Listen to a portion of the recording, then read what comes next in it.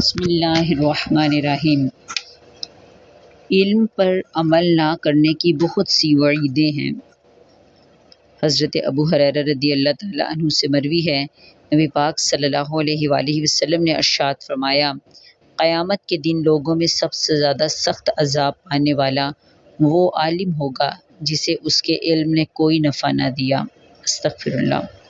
حضرت ولید بن عقبہ رضی اللہ تعالیٰ عنہ سے مروی ہے، نبی پاک صلی اللہ علیہ وآلہ وسلم نے ارشاد فرمایا، اہل جنت میں سے کچھ لوگ اہل جہنم کے کچھ لوگوں کو دیکھ کر کہیں گے، تم جہنم میں کیوں داخل ہوئے؟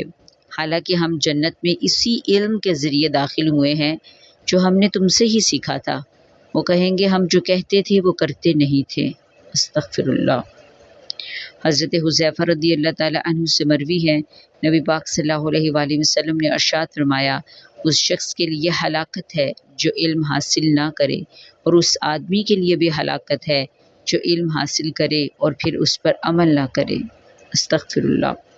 حضرت عمر فاروق رضی اللہ تعالیٰ عنہ سے مروی ہے، نبی پاک صلی اللہ علیہ وآلہ وسلم نے ارشاد فرمایا، مجھے تم پر ہر علم والے منافق کا خوف ہے جو کلام حکمت والا کرے گا اور عمل گناہوں پر کرے گا۔ استغفر اللہ۔ حتی الامکان جو علم حاصل کیا جائے اس پر عمل کرنے کی کوشش کرنی چاہیے۔ اللہ ہم سب کو عمل کرنے کی توفیق عطا فرمائے۔